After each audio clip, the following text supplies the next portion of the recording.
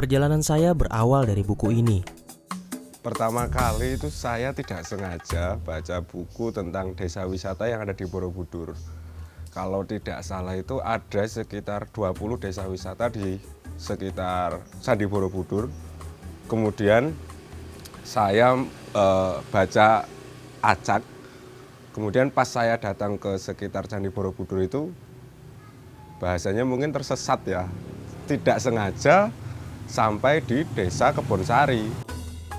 Desa Kebonsari adalah salah satu desa di perbatasan Kecamatan Borobudur dan Kecamatan Salaman, Kabupaten Magelang. Menganyam bambu sudah menjadi kawan keseharian warga desa Kebonsari, Magelang. Keterampilan membuat aneka perkakas bambu terwariskan turun-temurun.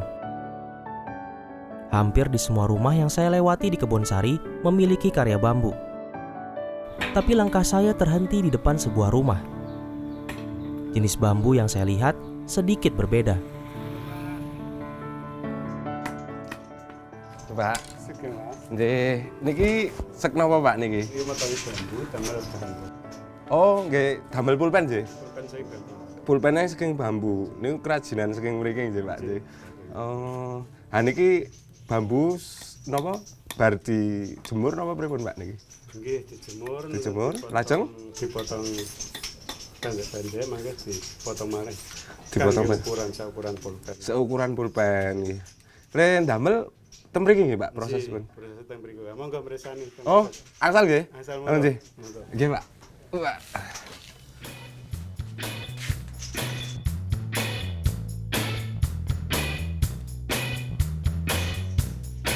Niki nggih Pak nggih.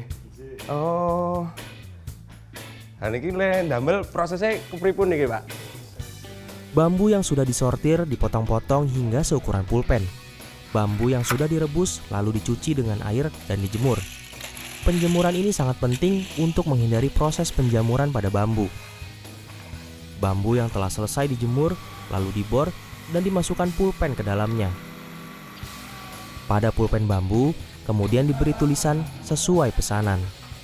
Langkah selanjutnya, memberi hiasan agar pulpen bambu terlihat lebih menarik.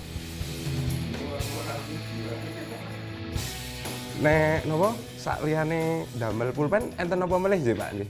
Enten iki. Teng mriki enten gantungan kunci. Gantungan kunci, gelang. Cobi Pak. Anu, ini gelang. Mun dangu Pak, le ndamel ngeten iki. Ini sawetawis. Dangu. Mun pinten taunan Pak kadose? Lang-lang itu nggih 9 tahun. 200 tahun nggih. Oh, nggih. Niki pulpen Niku nganu pulpen cabe Sabah niku. Sabah. Oh, Sabah. Malaysia niki, Pak. Nggih niku dikintun teng Sabah mriku. Oh. Wah, mangke nek kula teng Malaysia tebih-tebih kepanggih kalih produk Magelang. Ah nggih malah tebas mriki mawon ampun teng Malaysia. Oh, itu mbaknya mriki mawon teng Malaysia aja. Ndak malah larang nek teng mriki. Malah larang gitu. Mriki malah kulaan. Oh, nggih. Wah, saya, Pak. Pintenan, Pak niki, Pak? Niku setunggal kodi gangsal 12.000. Oh, berarti setunggal kodi Niku setunggal sedoso nih. nggih ini setengah kodi. Sak menten iki? Nggih. Gangsal 12.000 nggih.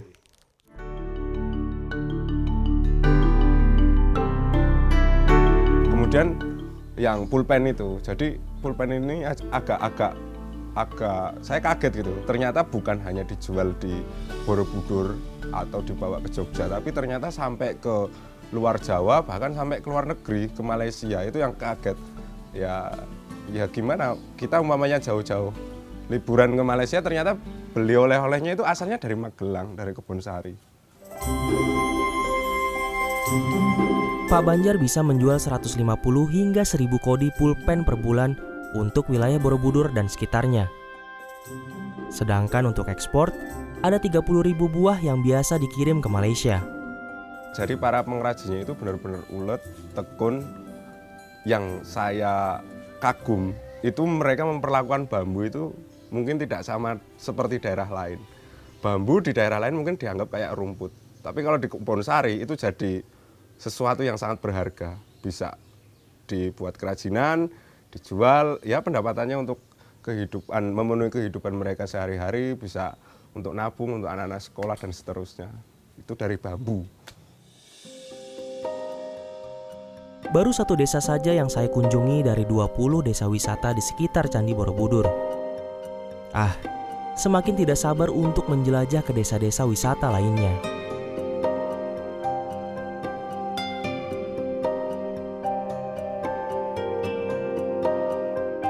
Pada bulan Agustus ya, saya tuh jalan-jalan kan ke Solo sama teman-teman saya. Nah, jalan-jalanlah kita ke TSTJ. Saya lupa lah singkatannya itu, kepanjangannya apa. Nah, kami masuk ke Taman Gesang. Kebetulan Taman Gesang itu berbatasan langsung dengan pinggir Bengawan Solo. Nah, saat saya masuk, saya melihat banyak tumpukan sampah di situ. Sebenarnya sih awalnya nggak tertarik, Mbak. Begitu ada bapak-bapak nih datang, buanglah sampah ke situ.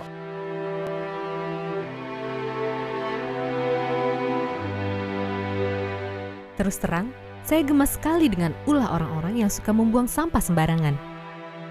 Padahal, sampah-sampah yang kesannya tak berguna itu bisa mendatangkan tumpukan rupiah bila kita mengolahnya dengan benar.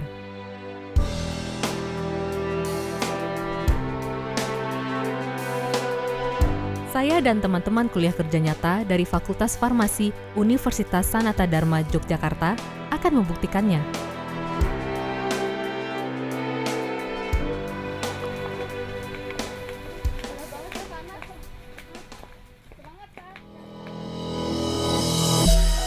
Di Desa Ngagula-Gulan, Sleman, Yogyakarta ini, kami melaksanakan beberapa program KKN. Salah satunya adalah pengolahan pupuk dari sampah organik. Ya, kami akan membuktikan bahwa sampah-sampah di desa ini bisa diolah menjadi sesuatu yang berguna dan bernilai. Tahap pertama tentu saja dengan mengumpulkan sampah. Sampah yang akan diolah menjadi pupuk adalah sampah-sampah yang dapat membusuk. Selain sampah, bahan-bahan lain yang diperlukan adalah sekam padi, bekatul, cairan tebu, dan EM4. Semua bahan ini dapat dibeli di toko pertanian.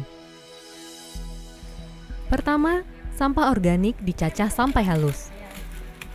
Selanjutnya, kami membuat inokulan di wadah terpisah. Inokulan adalah cairan mikroba yang diformulasikan untuk menguraikan sampah organik menjadi pupuk. Kami membuat inokulan dari campuran cairan tebu, EM4, dan air. Sekam padi dan bekatul kami campurkan dengan perbandingan 1:1. Selanjutnya, kami tuangkan inokulan cair sedikit demi sedikit hingga tercampur rata dengan sekam padi dan bekatul. Campuran inokulan selanjutnya disatukan dengan sampah organik yang sudah dicacah. Tutuplah adonan inokulan dan sampah organik, lalu diamkan selama 1 bulan. Ingat, jangan sampai campuran ini terkena sinar matahari.